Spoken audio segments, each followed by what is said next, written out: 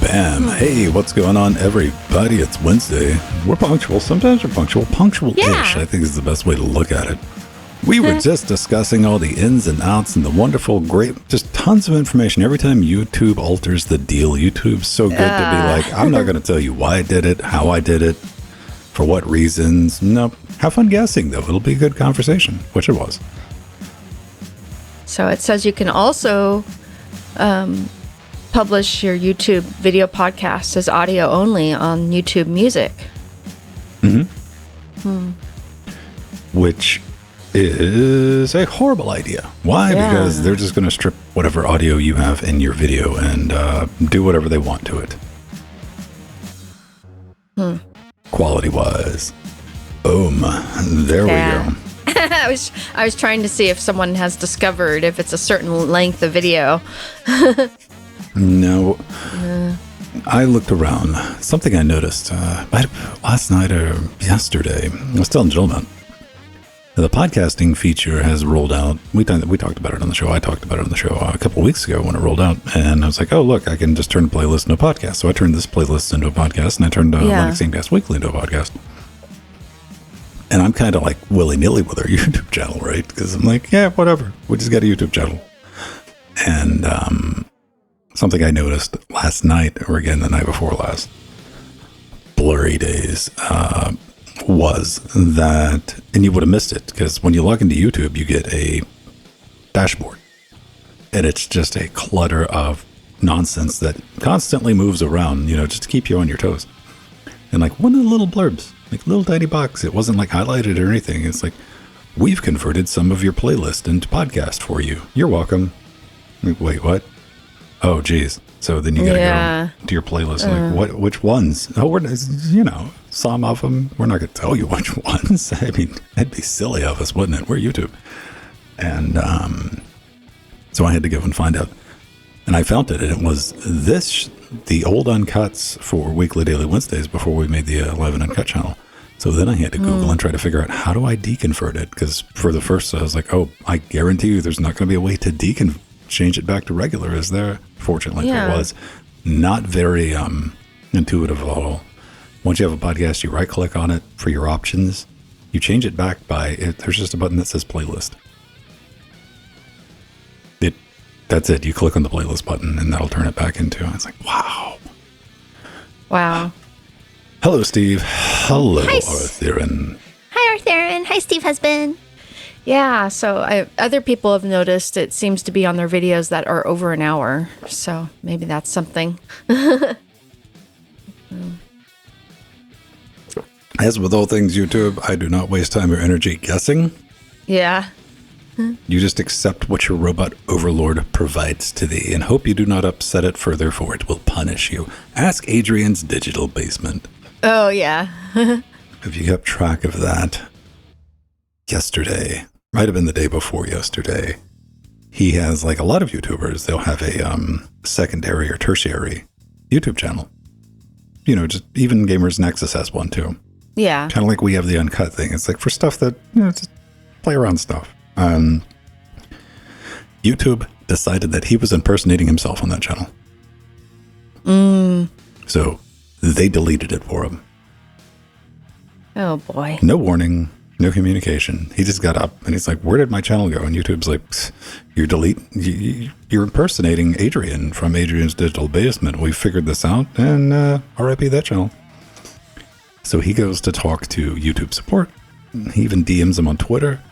And they're like, yeah, after careful review, we've determined that, yeah, you are absolutely impersonating yourself, and that's going to stay deleted.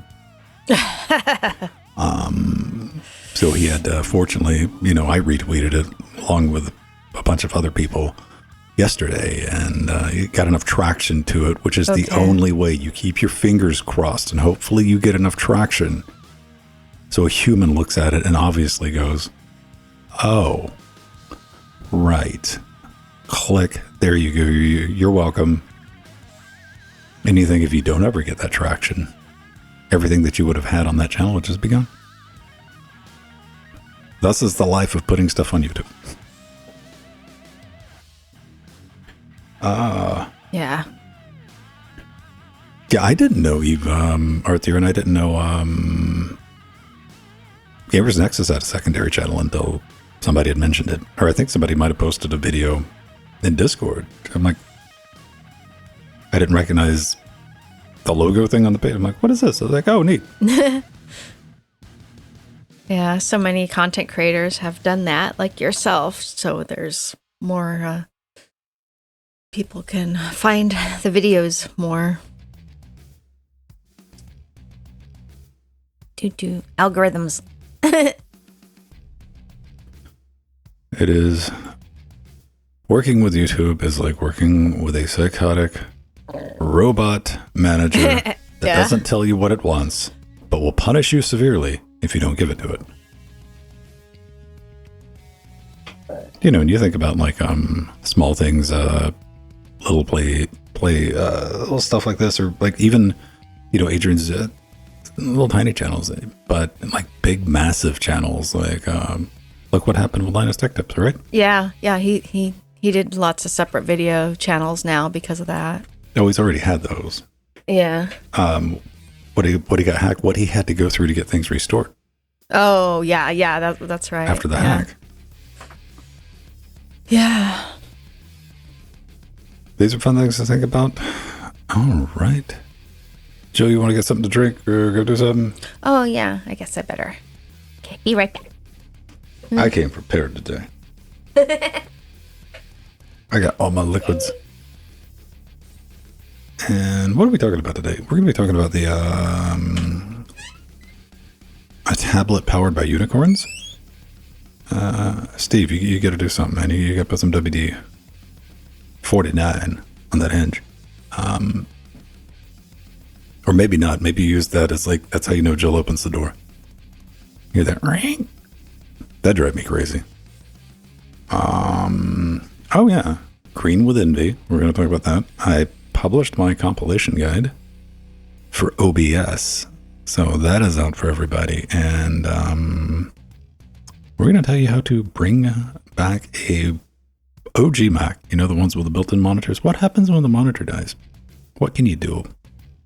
What can be done? Hello, Feud. What's up, Scuttles? Yeah, we're just getting ready to go. Now, I don't really have this in the show notes. I don't know how many of you do this, but I'm guilty of this because I rib people, you know, which I always end by saying it's one of the best hobbies you can have. But like if you're into one of your hobbies is privacy, you know, you got a billion plugins installed and you do all these like crazy steps that make your life infinitely harder only for your ISP to just collect your data and sell it to the highest bidder anyway. But something that I've been doing for a long time is like, because I've had since the original Android, and I've just moved to tablets because like little mobile phones don't fit in these hands.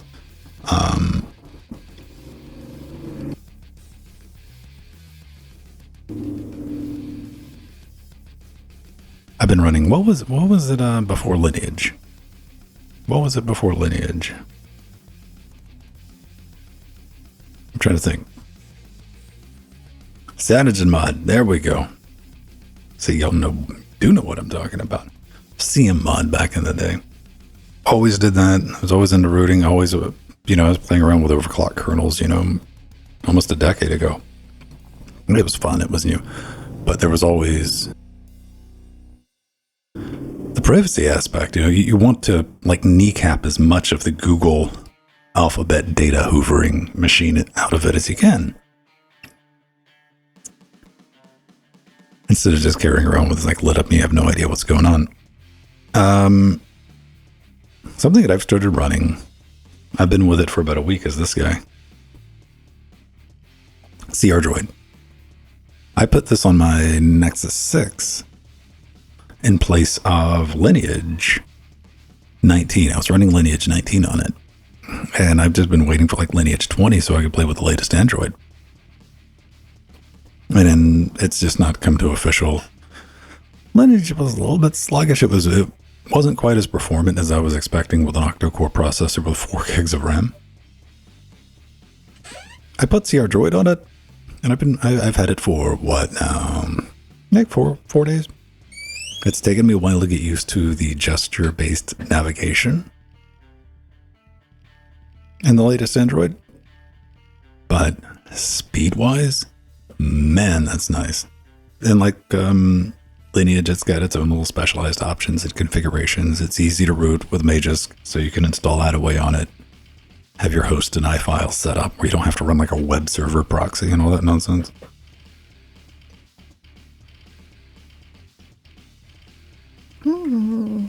I love Nova Launcher 2, Art Therein.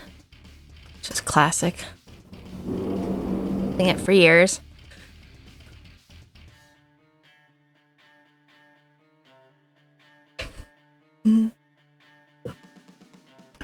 Clockwork mod, TRWP. Yeah, that brings back a lot of memories, but yeah, I'm very happy with the CR Droid. So far, Nice. like nothing has bit me. And it does I was on like nightly updates with Lineage nightly OTAs. This one does monthly OTA updates. I haven't done the first update, so I don't know how that goes. Easy to install. And one thing I'm trying to do is not, and I've been able to pull it off so far, is not to install the Google Master Blob. Oh, okay. I've been using GR OpenG, things. Yeah. OpenG apps. Yeah. And if you want to get like the full like Google services, say you wanted to use like Google Assistant, you got to install like the Google APK, the big tentacly one. And I'm like, you know what? I can't say okay, Googs. Like, all right, that bugs me a little bit. But I have a tablet dedicated in the kitchen, my timer tablet. Then isn't it kind of overkill to dedicate a tablet as a timer? Yes, that's how I roll. Deal with it. The one that caught me off guard is without the Google Master Blob. I mean, all the other services work like Gmail and all the stuff you would expect with OpenG apps. Yeah. The one that doesn't work, one you would never guess, that like hit me, I was like, nope, you need to install the Google services thing. Google Podcast. Oh, yeah. You would think you could just do that standalone or from the web browser or whatever. Wait, no, you think it would work with OpenG apps? Yeah. I could just download it from the Play Store and install it. Like I did, like Gmail, like I did with YouTube. That out of all of them. Out of all the apps, that I was like, really? The podcast app? Like, well, Yeah, weird times. that isn't expected. Sailfish OS? Well, I mean, you know, here's the thing. You don't have to worry about anybody monitoring Sailfish, like, because you're not doing a whole lot on it, are you? Making calls, text message, web browsing? What type of web browser does Sailfish have? Oh, boy. It's been a long time since I've used it, so I don't remember.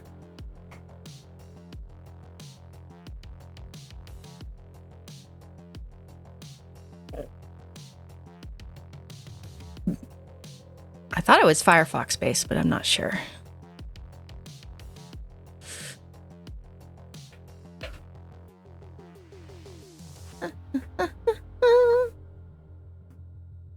You have access to Android support. What does that mean?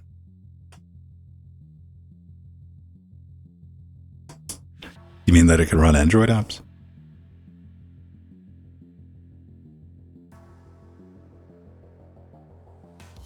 Ah. Didn't BlackBerry try that? Yeah. With their, did they have like a, because BlackBerry was running QNX and it's underpinning this bot. And I think even Windows Phone tried that like right at the end. Hey They guys, did, we can run yeah. Android apps. Yeah. Which is fascinating. Never tried it. I always wanted to get a Windows Phone. Like I almost bought one. I have one, but I don't use it. It's just part of my collection. I wanted to play around with it, but then I got that Windows tablet, that Windows 8 tablet. And I'm like, oh no, I throw this thing. I wonder if that tablet still boots. I think that's in one of the tech closets.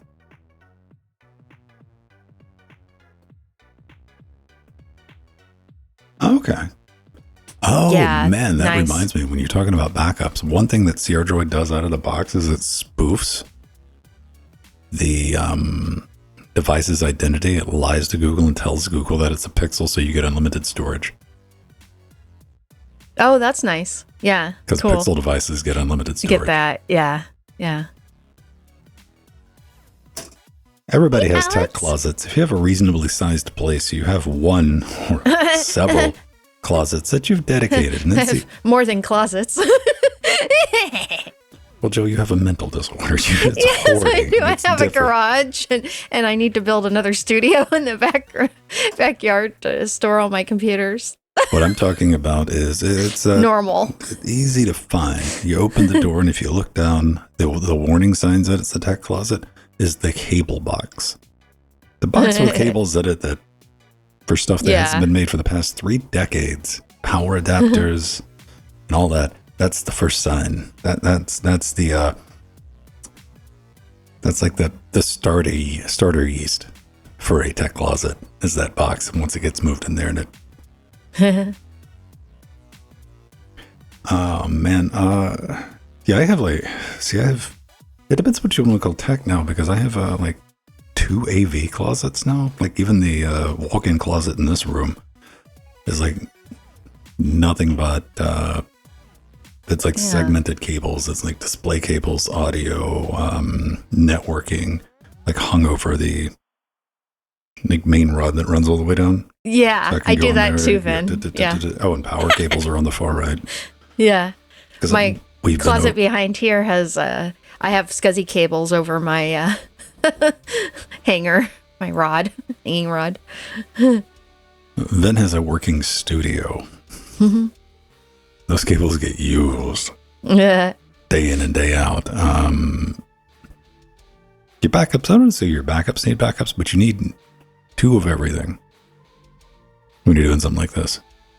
You know, like Absolutely. weird stuff too. Yeah. And it's not like stuff you can just pop over to the micro center and pick up.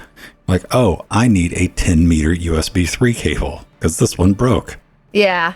That's always yeah. Weird stuff, man. Tons of audio adapters. And we're talking like 1/4-inch XLR, stuff like that. I have tons of XLR cables because of Ven. I've got a couple of these pink ones.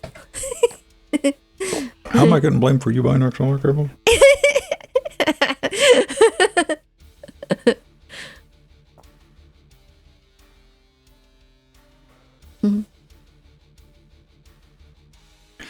Strangely enough, what I use the really long USB cables for, and they're extension cables, I got them off Amazon, and I actually bought some extra ones, is power cords, because everything runs on USB these days. Yeah. Like it just wants 5 volts. Cool. I know where I got 5 volts. I do. I have a 50-foot HDMI cable. Yeah, I don't think I have anything that quite that long in the HDMI. I got an ridiculously long DisplayPort cable. It is at the edge of being able to function as a DisplayPort cable. That length. It's a bit long. I do have a egregiously long Ethernet cables that I've made over the years to do that. Yeah. Like the emergency patch cable from upstairs to downstairs without like feeding it through a hole. Like click, all right, and just start feeding it out.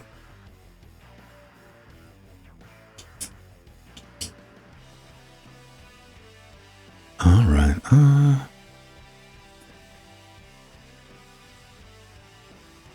Yep, that's true, Mir.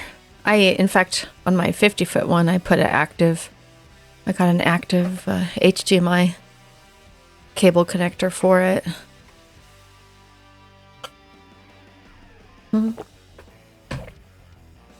Gotta get a fiber optic HDMI cable. Yeah, nice. I thought about buying one of those. Mm-hmm. I couldn't bring myself to buy a $90 HDMI cable. Yeah. I found an alternate solution to the problem. Like, that would have fixed the problem, but I don't want to. I don't want cables where I have to like protect them. You know, cables are something. Yeah, you unplug and you're like, boom, just toss it somewhere. I'm like, oh, be careful with this one.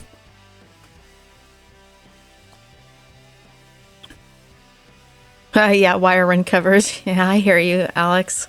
I did that for Ethernet years ago. I've got everything now in our crawl space, but before that, I was running it, around the walls. Yeah, I swapped everything out. All the big links between floors and the basement, everything's on fiber now. Just single I should link, do that. Multi-mode, 850 nanometer. Like, just a single little tiny strand.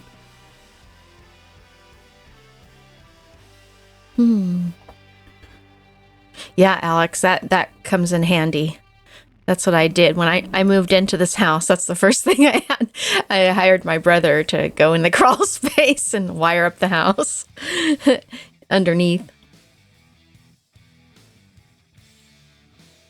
Ah, who is that?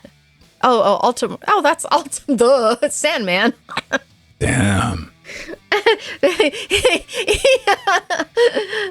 I forget he has a beard now.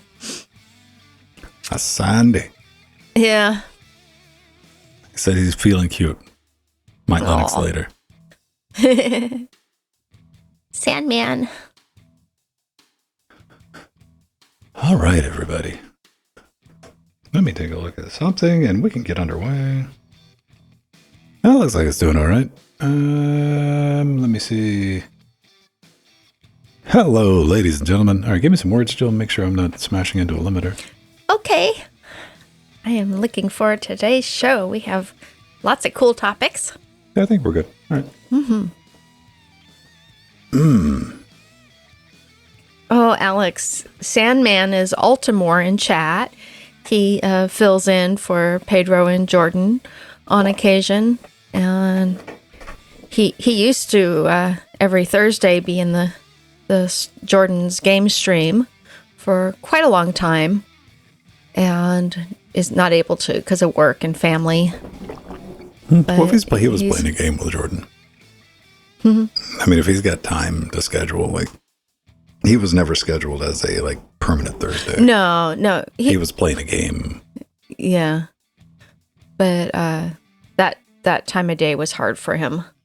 Because that's when he has to, like, put his kids to sleep and whatnot. So. His 16-year-olds. Man of Sand. All right, everybody. Yeah, Alex. We're about to get underway. He's been around for years.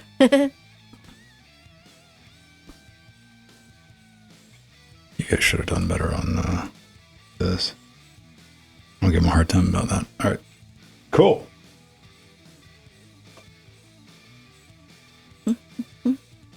Okay, you want me to clap? Just a second. We're getting things clicked in. That's ready. That's line. And you've only been around for like, what, 6 years? All right, Jill. Alex. You ready? Okay. 1, 2. Give him one more. 1, 2. All right.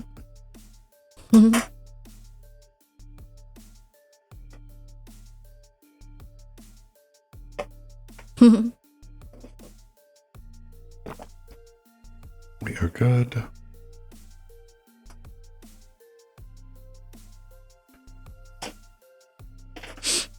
Yeah, Sandy was here before me. And, yeah. In fact, he was on the very first episode of Linux Gamecast Weekly that I listened to. Before Pedro was a permanent host.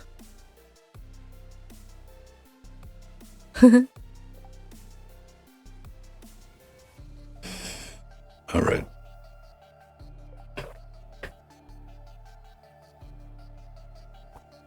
Yeah, Alex, I started with episode 50, but I wasn't in chat until later. I was nervous about getting in chat with all the guys. So, but Ven and company made it so fun. I forget when we brought Chad in, because we didn't do live for a while. Yeah. I remember seeing one of your first live episodes. I will always remember our first live episode that Jordan and I did. We had one viewer. Yeah. The entire time we were doing it, one person sat and watched us.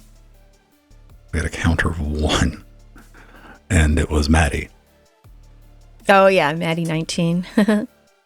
Hung out the entire show. Like that was the one person who witnessed the origin story of us trying to do a live show. And back then the shows were like 30 minutes at most.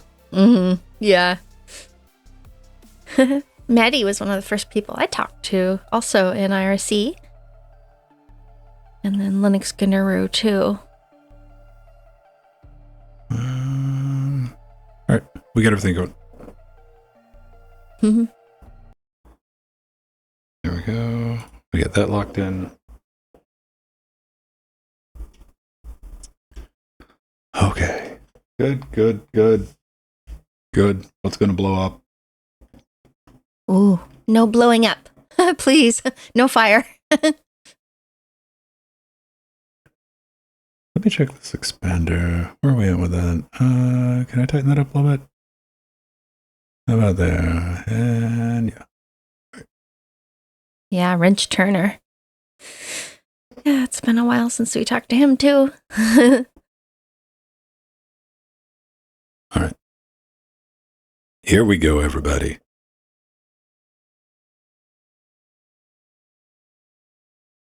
Hey everyone, welcome back to Linux Weekly, daily Wednesdays where we sit back, relax, take that midweek break, talk about some of the fun things going on in the world of Linux and open source. I'm Vince Stone, joined every week by Jill Bratton and everyone watching us live over here on Twitch, twitch.tv/Linux Gamecast 3 p.m. Come say hi. I double dare you. What's up? What's new? Steve's a little bit older this week. You got his birthday wrong. You didn't get his birthday wrong. You aged him unnecessarily. Well, actually, he's older than I said. I told you he was. That's what I'm saying, man. That's what I'm saying. Yeah, so it was my Steve husband's birthday last Friday, and we went to the Western Museum of Flight at the local airport here at Zamperini Field. And that was a lot of fun. It's a local museum that I've never been to, even though it's right in my backyard. So it was time to go there. And he enjoyed getting into some of the old planes. The one I took a picture of him in a 1960s plane. I can't remember which one it was. I'm not as knowledgeable on airplane models as he is, or types of planes. Did everybody have a good time? Yes. Nice. We had a lot of fun. It was a lot of fun. Well, I dared to try to do something earlier this week. I tried to watch a movie online, people. I did. I tried to rent a movie. Dragon Ball Zen Superheroes. I've been patiently waiting, and that's finally out. Okay. I want to check this out. So Voodoo has a video rental service. I'm like, oh, okay, maybe I can rent it from the Voodoo's. I go to the Voodoo site. What do? Old reaction. Let's Google. And I use this under Linux. People are like, nah, it doesn't work. And you go, it's like, man. All right. Amazon. Wait, can I do it on Amazon? Maybe. And I go to Amazon and I'm like, oh, look, I can rent it. This is nice. This is neat. Let me click on it. I get a warning. It's like, yeah, by the way, you're not going to be able to watch it in HD. Oh, yeah, because you were on desktop. Like, really? We got to deal with this. That's fascinating. I'm like, wow, well, maybe I'm just not going to watch this. And I saw it pop up on Google YouTube rentals. Yeah. I'm like, oh, well, just fine. watch it there. Yeah, like, Yeah. whatever, that's easy. And it's like $4.99, not a big deal. I hit it, and Google says, Yeah, not gonna be able to watch it in HD either. Oh. Yeah, you can watch it. You can Chromecast it. I'm like, no, I just want to sit here while I'm working, and this is something I want to catch up on. I'm going to zoom around in it, and no, not going to do it. I'm like, I'm not giving you $5 to watch something in 480p. Yeah, that's not going to happen. Not. I normally watch my rentals on a smart TV, which is has no problem getting the HD or 4K signal. So, but on desktop, it's sometimes a little bit of a challenge. The problem with all of this, dealing with this nonsensical DRM in 2023, is what the industry has not learned never was the question asked if I was going to watch this movie. I've watched the movie, by the way. Yeah. After exhausting the other options of trying to support the creators. Because I like DBZ. I don't care. I'm an old man. I've been watching DBZ for 40 years, man. Mm-hmm. It was an alright movie. Anyway, that's my review of it. Aw. Well, at least you got to watch it, Ben. I did. It irritated me. This is something that like Steam has gotten right. That's why I like Steam so much, is it's made it, and that's why one of the reasons maybe Steam has been so successful, the game store, and they've made a few video games in the past, is they've made it easy. Like, oh, I'd like to play that game. Oh, click, done. Yeah. Right? One button. But you would think. To rent a video. Right. I know. It's so annoying. It's like they have all those wide vine settings and sometimes they change them and then the browsers aren't, up to date on the security settings. It's just annoying. Or they don't make it run on Linux, even though the back end of Netflix and Hulu and everything is done on Linux and their developers need to use Linux to test it. If there's an analog loophole, and this was just, this is what people like to drag out. I'm like, yar, this is why I do all the piracy. And I'm like, nah, homie, we both know you do all the piracy because you cheap. But yeah, that was that perfect example of, well, I wasn't asking you if I could watch the movie. I was just trying to give you some money while I was doing it. So, yeah. DRM in 2023, and it wasn't even a Linux issue, which I guess made it sting less because that sting is spread out to everybody else. It doesn't matter if you're on Windows or, I take this back. Safari on Macintosh somehow has the magical ability, the blessing and the approval. To the HD, yeah. Like, oh, that's fascinating. One other thing, I'll bring this up real quick. For my brothers and sisters out there that like to play around with audio, you're probably familiar with your basic audio levels, your hi-fi levels for like home equipment is going to be -10. Pro audio levels traditionally +4. And I've always wondered with this Army AIO that I have, like the levels were always hot at +4. Like, okay. And I couldn't, you can always gain stage around this. This is not a problem. And normally this wouldn't even be a problem for anybody, but I got some outboard gear that we use live. And I'm digging around in the manual and I run across this. RME in their infinite wisdom has changed. -10 is now +4. -10 is now the new +4 reference level on the card. And +4 is +13. I don't have words to explain how grumpy I was when I realized this. Like, man. Because I've had this card now for like almost a year, maybe like 8 months. So I had to go back and redo the gain staging. Rawr. There. And outside of that, that's pretty much it. Here's a free plug for CR Droid. Go back and watch the pre-show if you want to see me gush over that a little bit. If you're still one of those wild and wacky individuals that go back and root your devices, install custom ROMs. Seal of approval on the Nexus 6. But nice. Unfortunately, my mobile device, Joel Riot, is not powered by unicorns, but these are. Oh, but the Pine Tab 5 might be. So the Pine Tab 2, we actually talked about last week with an ARM RK 3566 64-bit system on chip, will be available for pre-order tomorrow, April 13th. And so will the Pine Tab 5. which is based on the JH7110 64-bit RISC-V SoC. Woohoo! And here we thought that was an April Fool's joke, but it wasn't. And the PineTab 5 is actually the Star 64 single board computer released earlier this month. So that's the SoC that it's using. And it is extremely experimental with limited Linux support and actually is to be viewed as a development platform, according to Pine 64. Wait a minute. Pine 64 releasing development? What? Yes, even more development than their normal development and experimental devices. And what's the difference between the two tablets is the PineTab 5 is deep matte black colored, while the PineTab 2 is silvery gray. And the PineTab 2 has the danked Nix Arch Linux for ARM software.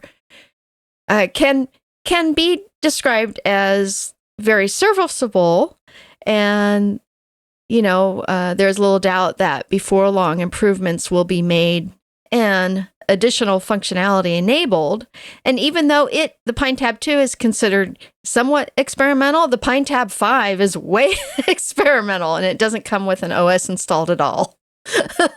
So you definitely would have to. You get like those options, like this one boots, yeah. This one, yeah.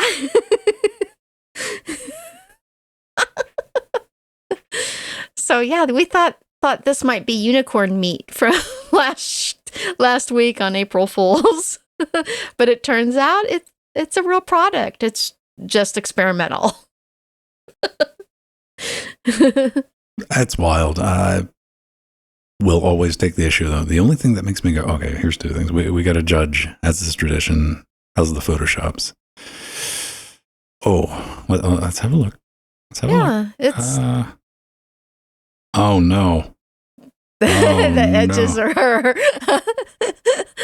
oh no, a little jaggedy edges little there. Bit. I mean, anybody who's ever had to crack open a copy of the GIMP knows, like, oh, I know that look, because I've tried to make my own transparent pings and whatnot. The trick around this, if anybody from Pine 64 is watching, is you take the free select tool, the node-based one, and you draw the nodes around it. Then you hit R to convert that. Then you hit Control X. That will save you from like trying to hand shave everything. You can just draw the lines around it and clip it. Yeah, I use that all the time. See, you learned something. The only thing I have any issue with whatsoever is the screen resolution. Yeah, it is. It is sad that it isn't full HD, but it is 1280 by 800 at 10.1 inches. It's an IPS LCD panel. Don't get me wrong. Yeah, it is. Yeah. I mean, that's going to be crisp enough, but I've kind of gotten accustomed to having at least the 2K equivalent on my 10-inch devices. Yeah. But I mean, at the price, 4 gigs of video RAM, 4 gigs of the memory RAM, and 64 gig eMMC. We were talking in the pre-show. I don't know if I'm brave enough, nay, bold enough, to break out the RISC. RISC is like the thing you absolutely want to play with, right? Yes. That is 100% the toy device. Maybe the ARM one. I don't know what I'd do with it, but then again, this is like old, stodgy Venstone. Like, well, it has to have a practical purpose. Like, get out of here, Vin. We want to have fun. And eventually it will have a practical purpose once bugs are worked out and the software is compatible completely. This is where those tricksy hobbitsies at Pine 64 always get you, though. It's $159. I'm like, I could probably just buy one each, couldn't I? And still have some fun with it. That price, who cares? I look forward to seeing, because I think this has been a little bit of a holy grail. Yeah, it has having been. like a good Linux tablet, right? Yeah. At least for me. It really has. And, PineTab, Pine 64 can do this with the PineTab. And they've proven it with the Pine phone and their other devices. So the hardest thing is shipping the hardware, and they've proven that they can do that. And I know software developers getting ready to come over to my house and be like, what? What'd you just say? Really difficult to ship hardware, trust me. Yeah. Good times. Hey, I want to give this a little bit of shout out. I saw Yatko posted in our Discord earlier this week about a program that I use day in and day out.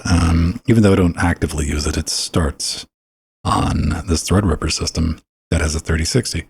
Mm-hmm. This comes from our Linux, yes, Reddit. Every now and then you get a good post from Reddit, though. They're few and far between, but, Yeah. Final call for maintainers to help GWE from abandonment. So about 6 months ago, the developer of, let me show people what GRE is, Ben, before you start talking about it. This guy. If you get an NVIDIA card, maybe you got this. This does a bunch of neat stuff. GPU memory overclocking profiles, custom fan curves, power limits, historical data graphs. I mean, look at this graph. It is all there. Sweet. No, he needed some help with it. Why? Oh, man, Roberto. It's like, yo, I got to go over the dark side. I'm going to embrace Team Red. And I'm like, no, don't do it. You're the chosen one. That's going to make somebody angry. I look forward to the comments. Nobody stepped up. He's asked about 6 months ago. He wants somebody to maintain it. He's got an AMD card. This happens all the time. Completely understandable. Like this version of GWE, like the flat pack no longer functions. This is called bit rot. It's what I call bit rot. Maybe that's not the official definition. Go check Merriam-Webster. Looking for somebody to pick up the main data. Of course, 6 months ago, somebody showed up. I'm like, hey, I'll help. And that conversation just kind of fizzled out. Fortunately, a gentleman by the name of Armit has stepped up. He's like, I think I can handle this. I think I can take over this. And I just want to give this a shout just to get some additional attention on it. Just maybe so there'll be a backup next time in case Armit goes to Team Blue or something like that. Because you can go to Team Blue now, I guess, kind of. Additional contributors would be nice. Yeah, absolutely. I use this day in and day out, though. No joke. Yeah. It keeps me from going stark raving mad because I have the 3060 in this box because it's not a gaming juggernaut, but I wanted the latest and greatest, and I wanted that 12 gigajoules of the video memory RAM for DaVinci Resolve, which I use pretty regularly now. NVIDIA. As you make 6 and 8 gig cards and you're trying to sell them to people. Shame. Yeah. But what this card does, maybe a lot of your cards at home, is it has the 0 fan mode. Or if it's not hot enough, so the nice. fan's cut off. Yeah. And this is just dual axial. And oh, that's cool. Here's the catch.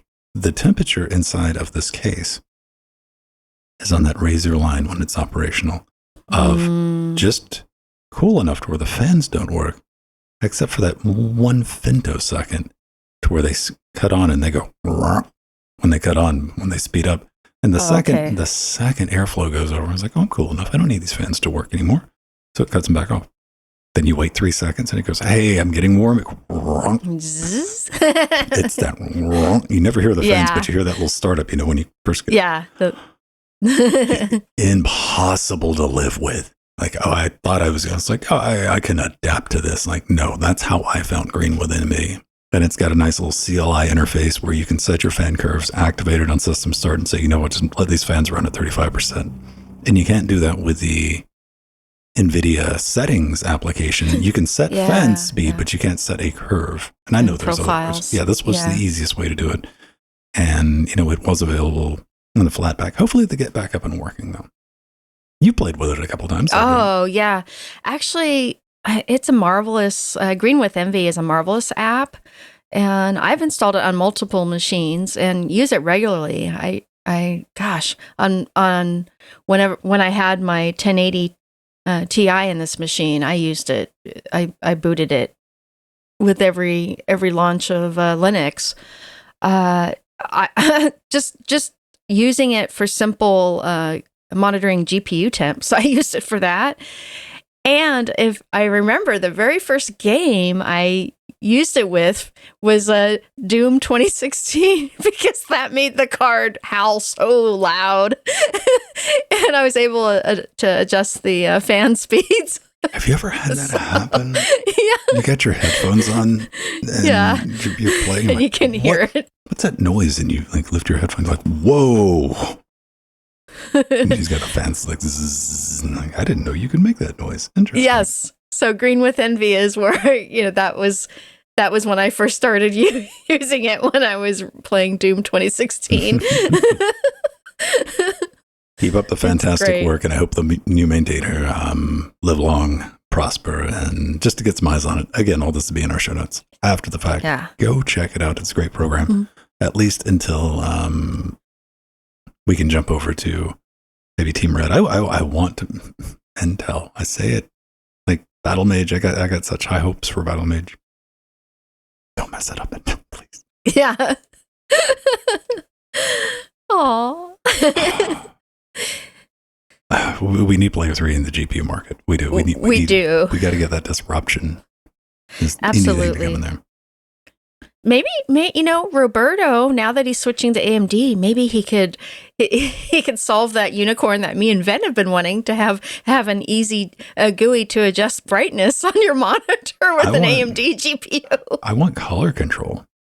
And color control. And, yeah, to make it really easy to set that. And yeah.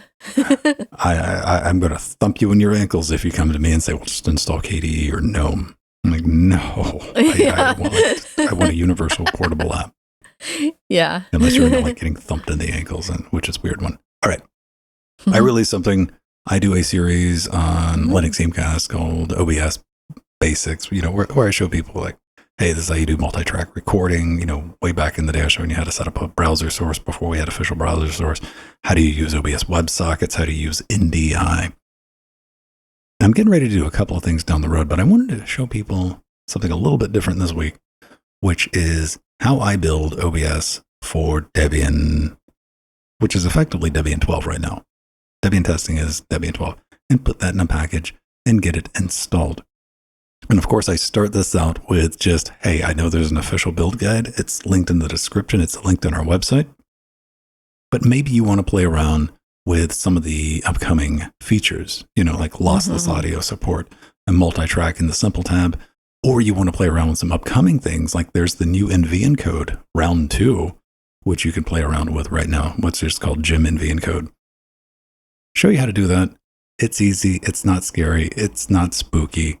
There's even automated build scripts if you want to go that route, but this will get you going. I mean, it's straightforward. Maybe it'll be the first time you've played around in a terminal. It'll give you that insight of like, maybe this is the way to do it. And a fair warning, this is the Vin way, which, is frighteningly close to the wrong way, but hey, it's a lot faster. And I'm just going to walk you through this about your dependencies, because you're going to need some new dependencies with this latest version of OBS, because it's updated the WebSockets and on Debian, I should say. We're going to clone the Git. We're going to install a Chromium embedded framework. We're going to configure it. There's your build options. You're going to compile it. I still use check install to build Debian packages. We're going to install it, and we're going to run it. That's it. But maybe you just want to, there's a couple different ways to do it. I was talking with WimPress, Wimpy, because we had a laugh. We have 2 different approaches for compiling OBS. He builds the kitchen sink approach. He wants everything. He's even got stream effects built into it. And I do the absolute, I strip it for parts, man. When I get done with OBS, what does it support? Jack. What else? Jack. Well, deck link. Yeah.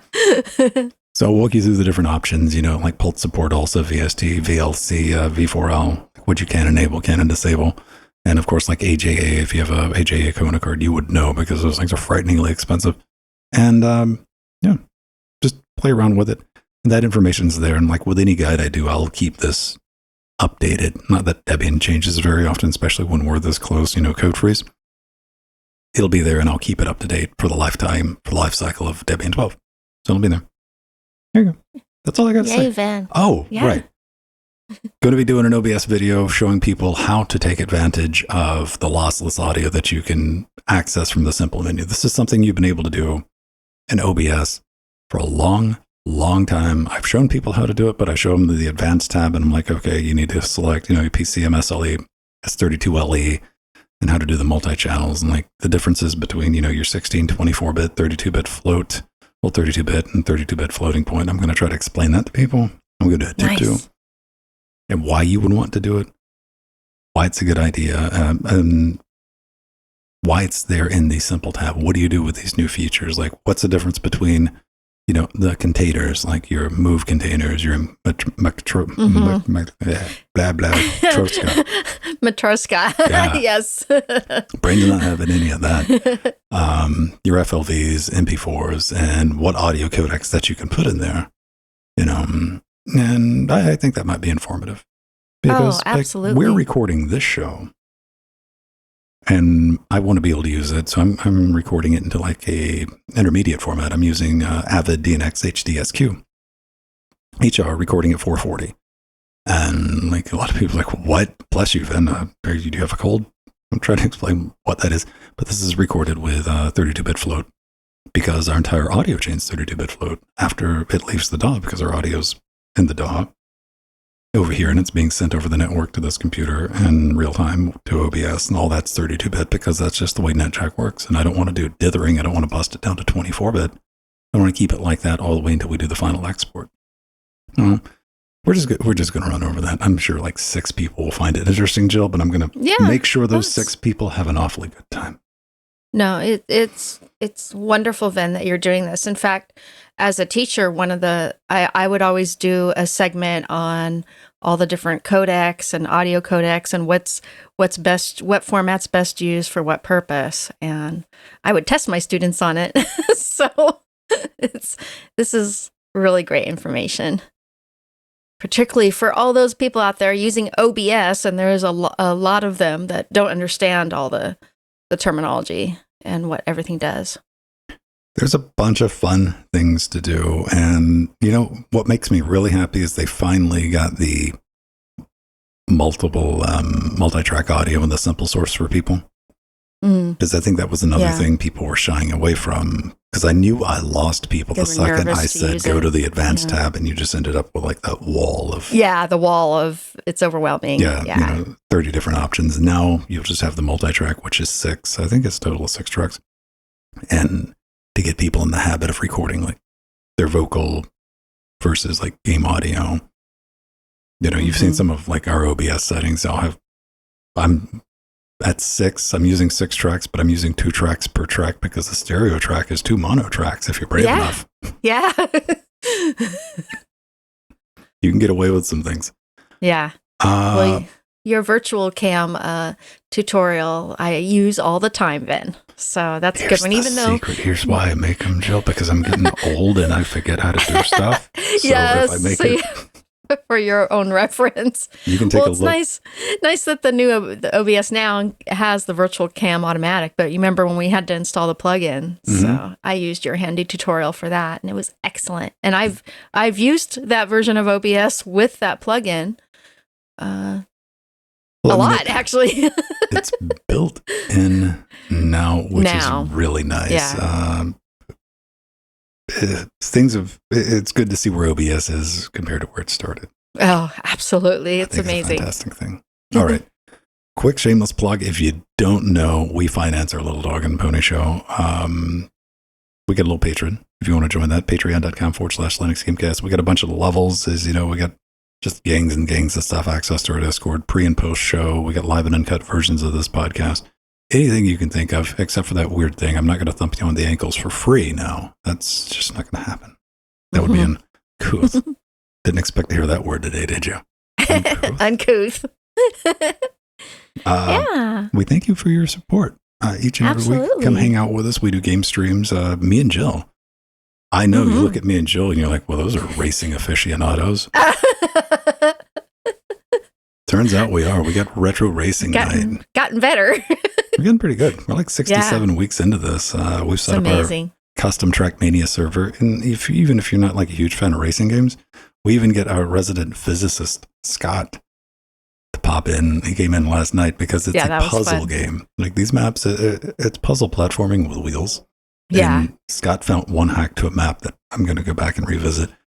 Tuesday, we put in 14 new maps, and we're going through like the years. We're currently like in year 2016, right around there, of user-created maps. There's thousands of them, different types, different styles, and servers up 24 hours. Then on Friday, we come back and we do a points match and we see who can crash the least and get to the end the quickest. And we hand out free games. It's just an excuse for a bunch of Linux-loving miscreants to hang out and chill and have a good time. It's so much fun. I love Trackmania. It's a silly, fun game, isn't it? It is. And this is the old version. We're playing the one from 2011. Yeah. Trackmania squared. So if you have a calculator with an iGPU in it, you can play it. It runs great under Proton. Done. It even runs well on my 10-year-old iMac. Right. I have it running on the box that I built. The box you're on right now, Rectangle, is 5600 and it runs 1080p 60 with everything just slammed. And it looks the business even today. Yeah, it looks nice. It's nice and arcadey. Thank you for your support. We have Amazon wish lists if you want to pick up something for the show. Jill's got RGB nonsense and sickness, like genuinely stuff that will cause your stomach to retch from the horror and virility that is invading your eyes. I got stuff for the studio. It's far less art. You know what this is kind of RGB. Of course, it's the one thing that's out of stock. Oh, yeah. For the studio. Has to be. Bad idea. You end up with your name and lights behind me because I always thought that was a silly thing to have on a show. And I was like, by George, I'm going to have one myself. Yeah. And you can send us a note on Amazon, which we will read as part of the arrangement, part of the deal that we probably will not alter. Now, let's talk about these guys. Ooh, this is so cool. Oh, that's a cake.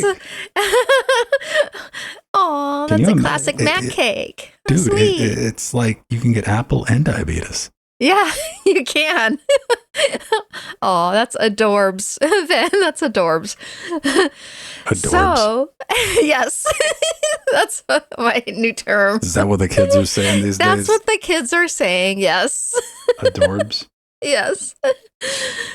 So, is the CRT on your Mac Plus, Mac SE, or Mac Classic not working? No, Jill, because I don't have one. Oh, you don't. Or is it taking a long time to fire up or starting to give up the ghost? Well, then we actually have a really fantastic fix for you. The developer Guru3 on GitHub has created a converter to convert the video output of a Mac Plus SE or Mac Classic using a Raspberry Pi Pico to either a VESA-compatible VGA signal or a monochrome composite video output. And this is an active adapter that digitally reads the Mac's 512 by 342 at 60.15 refresh and converts it. So the video VGA signal is to 1024 by 768 at 70.2 refresh, which should work with any VESA-compatible VGA monitor. And the composite video output is actually PAL 288p at 50 refresh format, but it should work just fine with the NTSC standard as well. And he wanted to, Guru3 wanted to do this project because he had an old Mac SE motherboard that had been laying around for years and years that was parted from an old Mac SE that stopped working. So he took out the motherboard. And now he decided, oh, it's time to do something with that motherboard and get some video working. So he started this awesome project. And it makes us all happy who have classic Macs. I have a Mac SE and a Mac Classic. And in fact, they used to sit right behind me here in my studio. But mine, fortunately, are working okay. My CRTs are working, but the Mac SE, it's taking the CRT a little longer to fire up these days. So I've been a little worried about it. So this is a really, amazing project to bring your old Macs back to life. And all that it requires is a Raspberry Pi Pico, a logic level converter, a breadboard. He said might be useful, and for VGA output, a Pico VGA demo board or equivalent is needed, like the popular Pi Rani Sorry about that. Matroska, Jill. Matroska. Matroska. Yes. Pi-More Ronnie Pico VGA demo bass, or a Pi 3G, or build your own from schematics. And for composite video output, a resistor digital to analog converter, or DAC, is needed. And so it actually doesn't seem like it would take very long. I think you could do it in an afternoon. The software requirements are the Pico C SDK and Pico Extras. And you just have to do some compiling and downloading of dependencies, but it really doesn't look like it would take a long time because he's done all the work for you. I think this is neat, man. Like, seriously, trying to find a CRT replacement for one of those, you just give up. It is. I have occasionally seen them on eBay, but they are few and far between. There's going to be somebody like parting one out, right? Yeah. So I have to imagine, which I didn't have time to check, is getting one with a dead monitor has to be on the cheap these days. Oh yeah, and this is a great way to get a cheap Mac Classic or Mac SE if it doesn't have a working monitor, and just I'm definitely thinking about sourcing a 4x3 panel. You could turn one into like a LCD monitor. Oh yeah, absolutely. And wire it back up in the original case and just outrage, frothing with anger the collector's market. Like, how dare you? You know how what? dare you? Right. I've seen people put little tiny 10-inch flat screens in their old Macs. I was like digging around. It looked like the video bus for those critters were like some type of unholy SCSI bus. No wonder nobody could figure this out. Don't quote me on that. Feel free to correct me. But that's neat. I think that's absolutely fantastic. And plus, it only requires a Raspberry Pi that you can buy, the Pi Pico. That's about it. That's all you can do. That is very awesome. And what's really cool is I was looking at some of the other projects, because I've looked in the past for myself for these just this use case in case my CRTs die, and I found other ones, but the frequencies are off. So you see the video output has all the lines because it's not converting. Easy fix. Just close your eyes. Yeah. Blindfold, won't notice it. But Guru 3 has figured this out, and he said he's still working on the timing, but his looks the best so far that I've seen. Yeah, like going through that, he's like, the composite's a bit dodgy right now, but just give it time. It'll work great. That's pretty neat. That's pretty neat. All right, everyone, we got to run. How far? Well, you know what? We're not too bad over time. I was scared to look at the time. Only 38 minutes. Okay, good. I was like 50, 60. Let's see if the credits play this week. Let's do it. Boom. Aw, thank you, Glorious Egg Roll, for the follow on Twitch. I just noticed that he's a patron, but he's followed us on Twitch. And Matt Geek, thank you for the resub for 19 months. That's 19 awesome. months. Yeah, that's sweet. Steve, why did you take such offense to my Corvette sleeper van that was mid-engine? Because the cobbling together of the two machines, two cars. Have you seen the stuff that boy makes? Yeah. Yes. The horror, but his is smooth lines when it's meshed together.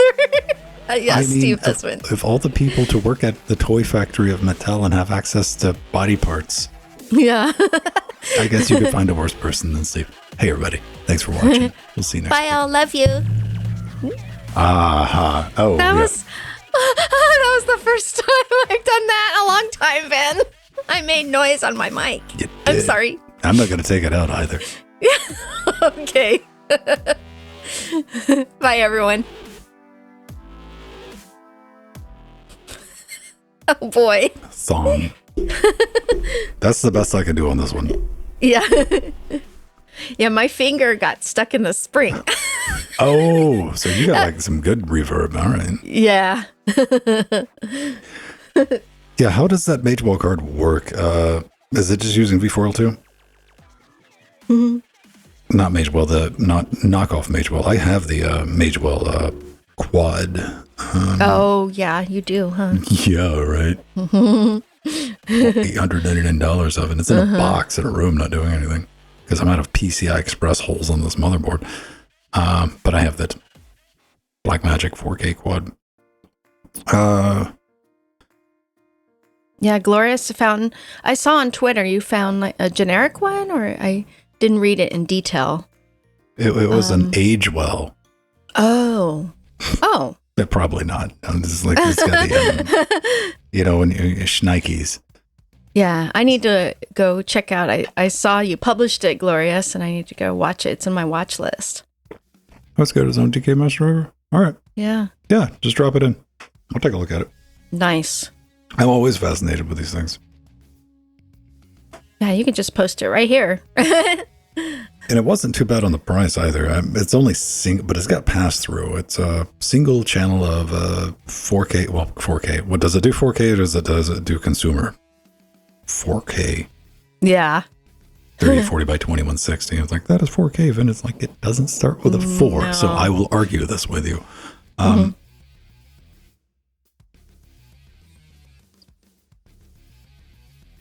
I think it's like $200. Like if all you need is a single channel, that's a very reasonable price. It's expensive if you need like 4 channels, but. Oh,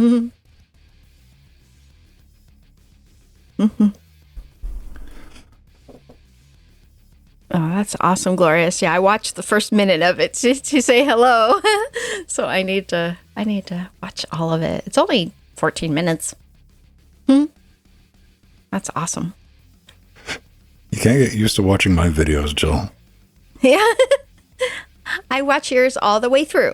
Yeah, it's because they're 3 minutes long. Yeah.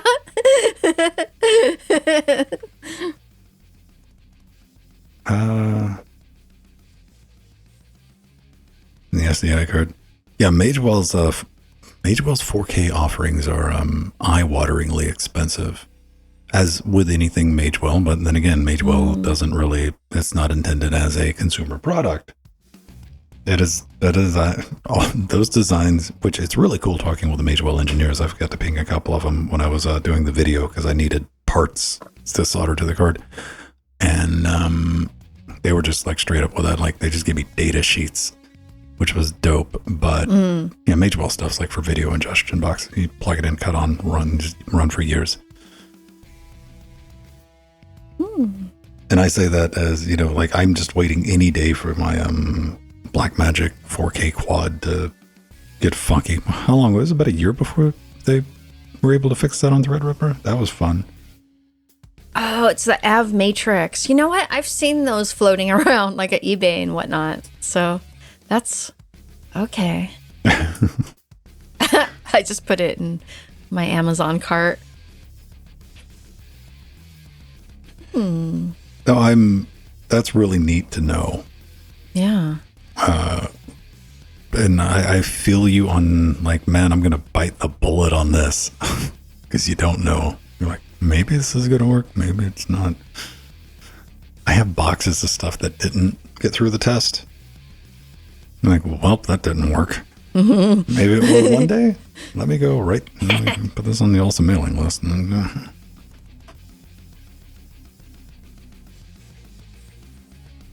AV Matrix. That's pretty cool. What was the other? They're not really cheap. Is it like U1? Probably ran across it. Anybody's like looked for like quad capture cards. The one thing I want to get a hold to is like an AJA Kona to see how well, but like that's a pain to build with OBS because you got to use their SDK but I don't know. I want something that can do a lot more 1080p 60 streams than what I have room for. But I also don't want to deal with like SDI.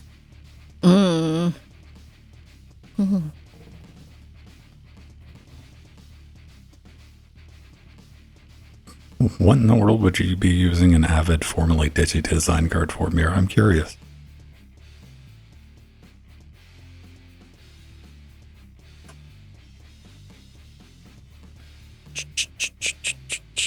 I don't have any Avid gear in the rack right now, do I?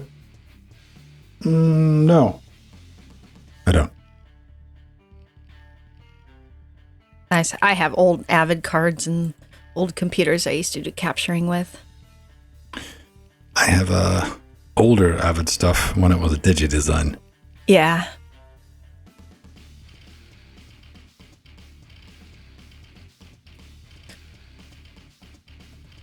Yeah. What is the 4K 1080p? What is it? By 8 PCI? Is it PCI Express by 2 or Gen 2? I should say, or Gen 3? Because I noticed that's like one of the things that kind of has my attention. Because I'm out of room on this first Gen Threadripper motherboard, and all I have is like 2x1 slots, and I'm trying to like finagle one of my by 16 slots free again. They have some 1080p, like the deck link. Recorder and monitor. They have like by 1 solutions now. It's Gen 2. Is it like a by 8? I'm guessing it's by 8. It's got to be by 8 if it's. Well, the 4K one's going to be Gen 3 by 8, probably, like just data wise.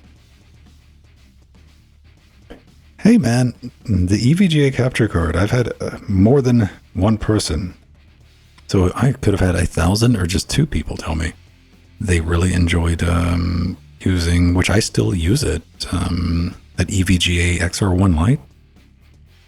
That was like $60-$70. Like for the price, if you just need 1080p capture, just plug it in and it works.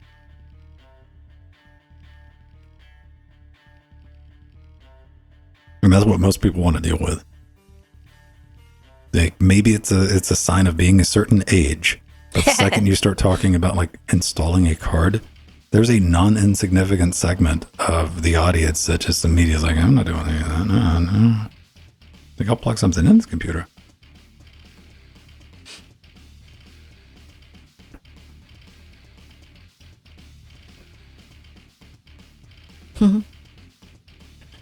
Avid owns them audio. Avid is DigiDesign. DigiDesign changed their name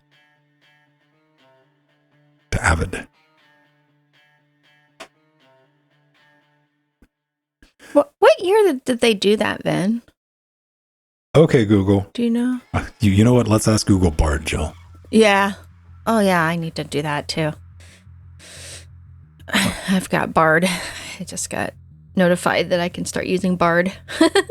When did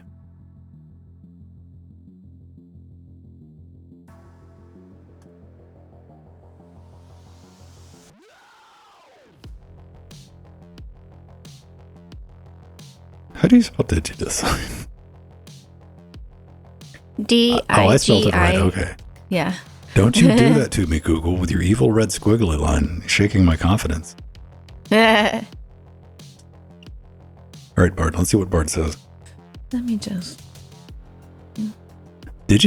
Look at the big brains on Bard. All right. Also, Google, call it Brad.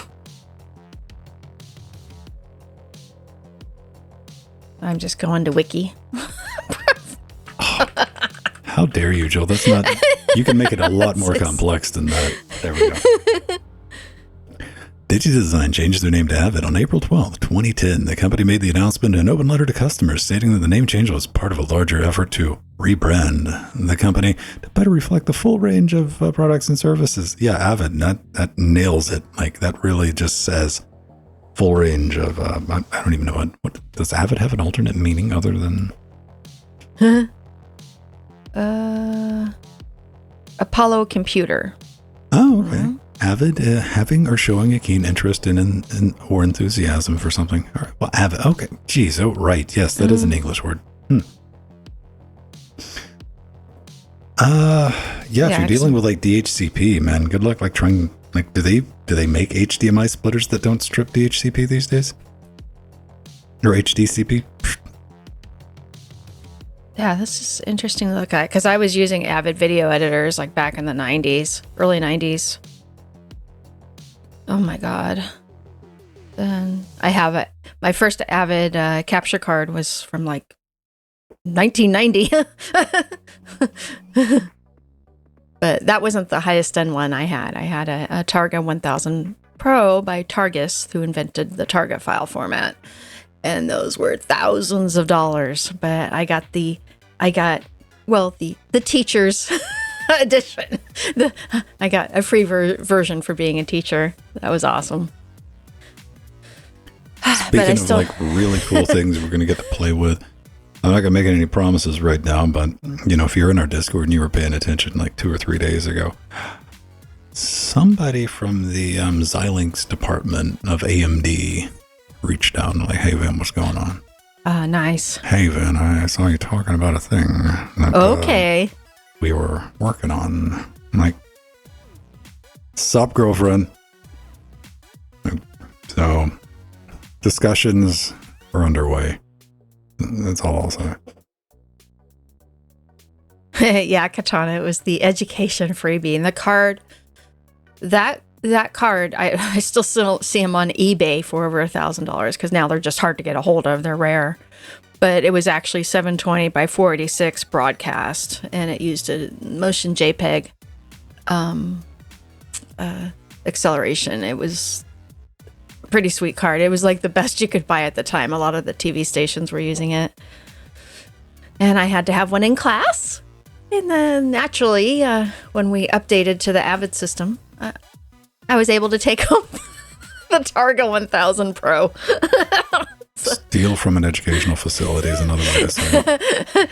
No, the teachers we were allowed to take the older equipment, but it was still, it was better than what we were bringing in, the Avid cards, because I'm the one who took care of the getting all the hardware, and we didn't have the budget for the next go around of computers and capture cards. That's a long way of saying yes, I stole it. Yeah. No, they give it to me. I have an official. I had to get a straight thievery.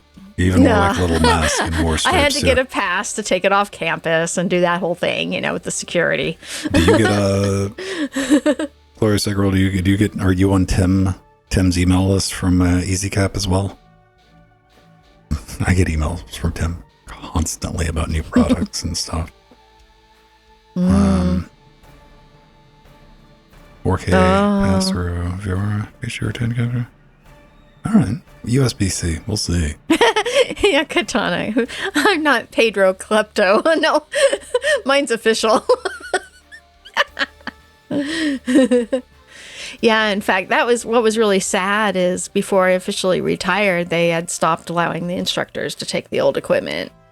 That was just depressing. So they would, because they, the state wanted to make money off it, and they just, put it out for the public on auction. Nah, man, that's just something they told Jill. Yeah. Jill, quit taking stuff, man. Yeah.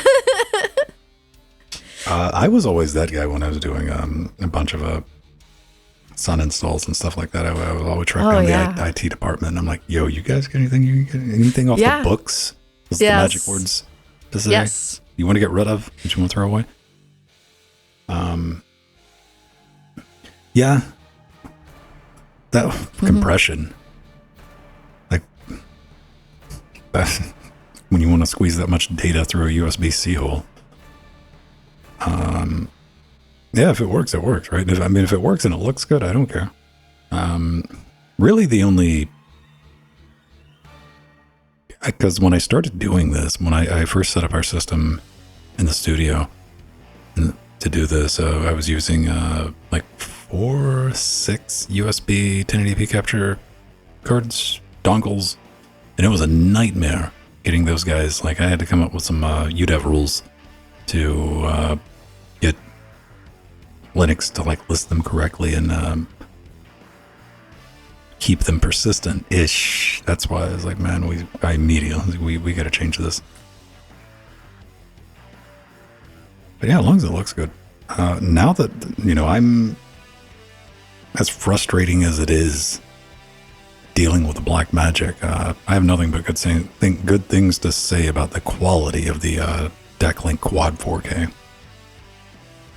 Like it's been very reliable. Yeah, on the same hub. And well, that was buying the because I bought some USB PCI Express additional cards to you were like, okay, let's see if we can get a hold of the USB on the chipset driver. Let's make sure we got some USB on the CPU, and like this other one, we don't know.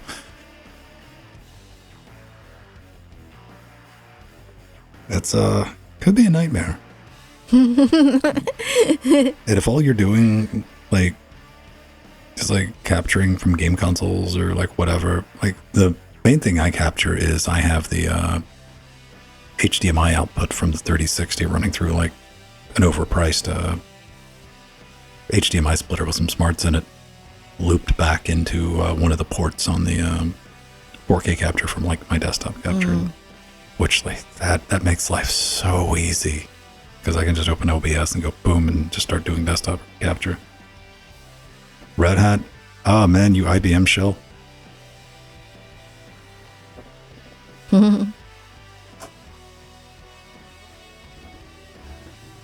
All right, man, I gotta go do all the boring stuff, Jill. Oh, okay. Yeah. Publishing the show, getting it out, doing the editing. Gotta do the edit thing. I gotta take out breath noises. I got to accentuate and enhance your boing at the end. I'm gonna add some reverb to it. Yeah, you do. I'm sorry about that. I'm gonna time stretch it so it's 4 minutes long.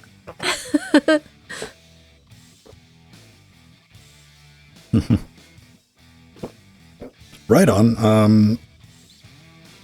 Who's Face is our other resident Red Hatter. New Zealand. We interviewed him when IBM got Red Hat. Yeah. He somehow got it through legal to come on the show. Yeah. It took 3 weeks. Might be listening right now. I can't remember. I know it's one of those brain shorts. I'm spacing on his name too. Justin, I have one of my Twitch mugs. Yay! This is kind of a generic one, and I was telling Arthurian last week this isn't my really nice, as pretty a Twitch mug as some of my others. I'll bring my other ones out. I got my Twitch shirt on and Twitch mug. Shill. Yeah, it was from when I went to TwitchCon many moons ago, 2017. You gotta have proper Linux support. Yeah. You gotta have NVIDIA love back here, man. Oh, I have tons of Tux and Penguin love, and all the stickers to show it. I've got NVIDIA stickers on there and AMD. Yeah, it was for Red Hat stuff. He had to have multiple talks to come on the show. Yeah. I mean, it wasn't pulling teeth or anything. It was I had to go talk to a couple people because we were talking about the IBM acquisition of Red Hat and what's going to be changing and all that. So, Had to get permission. NDA or be careful what you say. I think that was all. It was some things that he could or could not say. You can go back. I'm forgetting his name Yeah, that's too. driving me I've crazy. talked to him. He hasn't been in chat in a long time, so I haven't thought about it. He's usually in chat, and that's what I was waiting on because he's usually listening to the show on Wednesdays. He is actually, yeah. Why am I spacing on his name? He's such a nice guy too. I know so many employees at Red Hat. I work with a lot of employees that work at Red Hat. Oh boy. And it was nice to see all the Red Hatters at scale. All the scale crew. They all know me. All right. It has been. Why did I forget his name, man? I don't usually forget people's names. Don't worry, Jill. You remember it at 2:45 in the morning. Yeah, you can send in me the a morning. text, and you'd be like, "Yo." Here, let me look at our patron list. My search engine is failing me.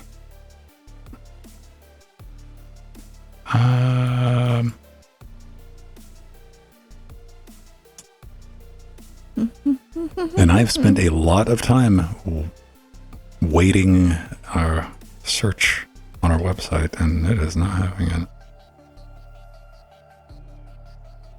Oh, well. Okay, right now he must not be online. Okay, so let's see.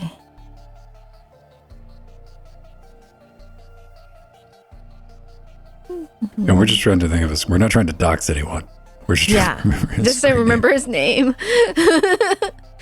It was so long ago. All right. Well, everybody.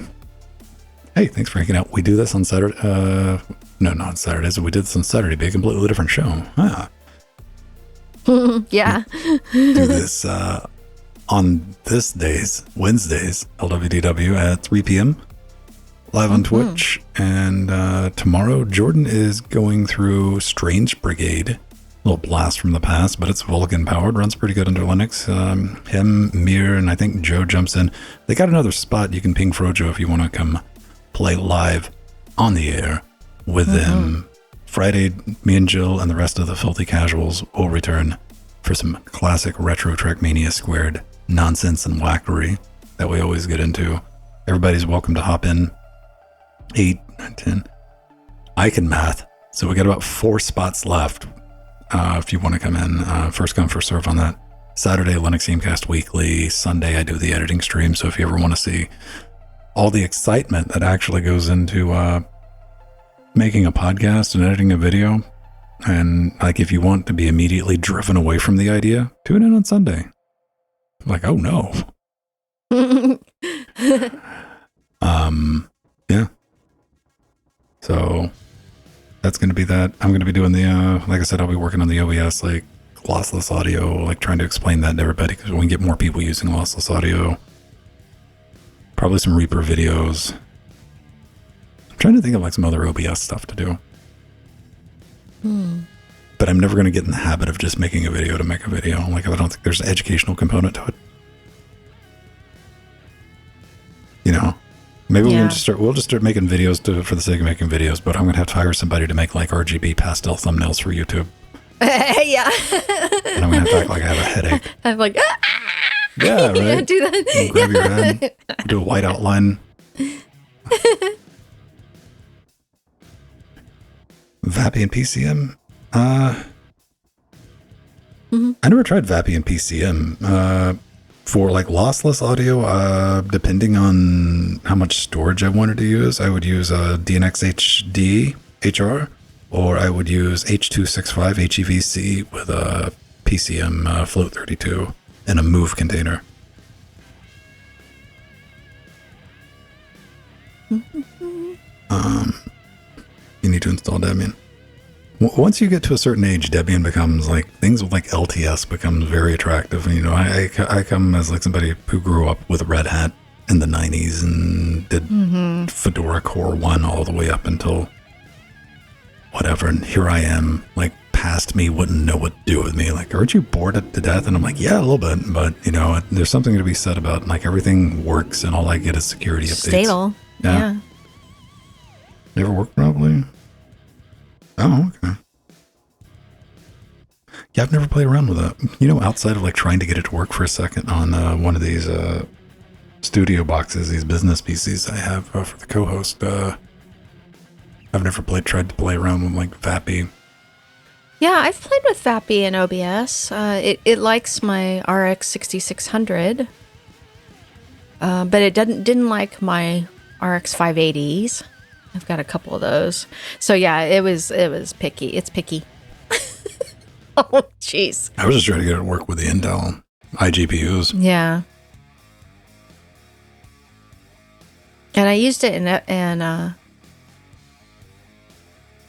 couple other apps too, but yeah, it has varying degrees of success.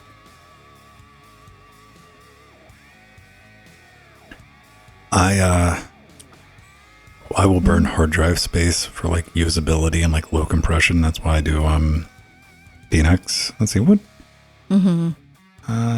FFmpeg I 20.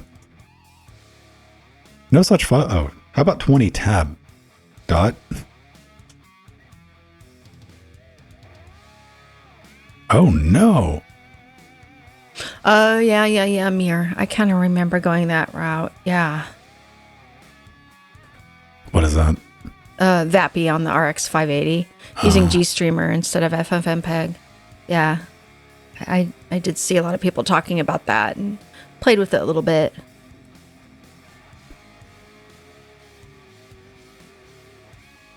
There we go. We can just save So that. it's Vega. You found glorious that it was Vega. Anything under Vega. Okay. That makes sense.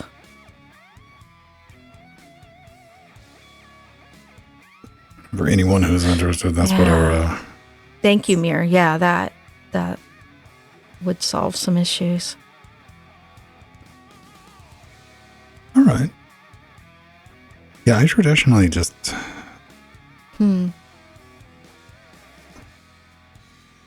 Now, do you have to use VAPI, or have you bothered trying to get any type of accelerated encoding working with the ARC series?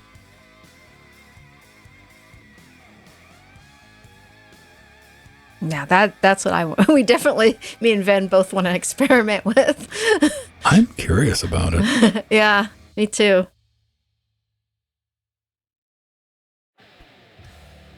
You know, just out of like curiosity, you know, I did that DaVinci Resolve video of like, hey, can you get hardware acceleration working under Linux with DaVinci Resolve with a iGPU? Yeah. And I was like, yes, you can, but you have to install a distribution that has been blessed by AMD. You ever tried AV1? Yeah. I got questions. I got lots of questions about ARC. I don't have $350 worth of questions. We've established that. I'm like, yeah, I won't play with it. Not with that bad though.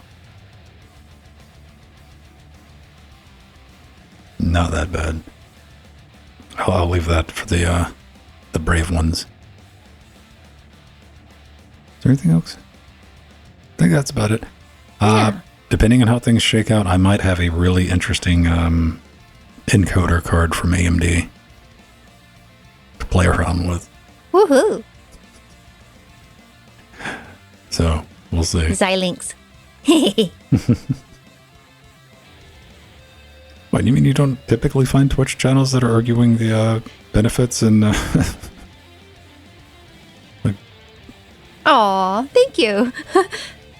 Vaso Credi 1? Creta. Yeah. Vasocrete. Creta 1? Maybe? I don't know if I'm pronouncing it right. I'm sorry. it's pronounced Arnold. You got it. Okay. Nice. Raffle. That's nice. Like AMF, it seems like a decent enough encoder if it's fed enough bandwidth, data. You can feed enough data bits, it looks already.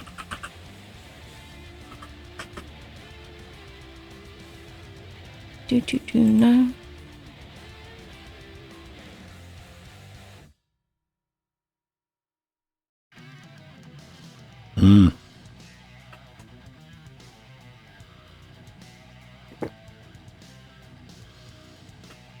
Steve, coming from anybody else other than you, that sounded a little weird, but good on you, man. I have painted my fish, yes. He had a real fish to paint. Steve, are they going to give you guys like free tickets to go see the Barbie movie? Yeah, they'll probably be showing it at work. Oh yeah, you would think, right? Well, they have theaters, there at Mattel for when he does get to go to the premieres of some of the movies. Because his name is usually in the credits, too. I don't know about this one, unless he's made product for this one. Probably, though. Because it's probably still in there. You get a private screen in a local theater? Right on.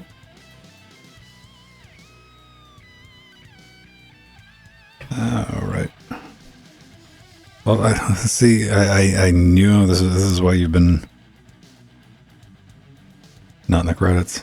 Well, we'll still look for you. We'll still look for you, Steve. Maybe they were just like, they drew the line. They're like, nope, can't have anybody that paints fish in the credits. They still might, because they do show off a lot of Barbie models and whatnot in the movie. I've seen some. Maybe some of those were yours.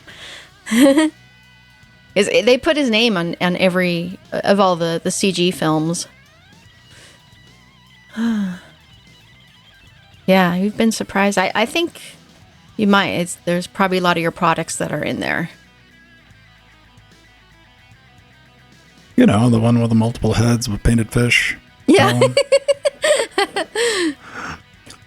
Yeah, you can go creep on Steve on IMDb. It's a thing. All right, it is 6 minutes past 4:30. I got to go do the boring stuff. I'd rather sit here and hang out with everybody, but things are things. We got to get it done. We got to do that. Cool. Have a great rest of your day. Middle of the week. A couple more days left. Stay positive. Yeah. Yeah. And, Always stay positive. Hey, I mean, hey, what else is there to do? Let's just get up and take another shot at it. I'll see everybody Friday. You want to come watch? You want to come race? You can play around. You want to scream into the ether as you go flying off, trying to get from another platform to another platform? Come join us. We'll be doing that late. So if you're in Britannia or Europa, maybe like 12:30, 1 o'clock in the morning, depending. But hey, you know, maybe you just got back from the pub on a night bus and wind down a little bit of that. Steve Husband says I lost an electron, so I'm positive. I'm going to ban you, Steve. Bye, everyone. Bye, everyone. See you Love next you week. all. Thank you for joining us.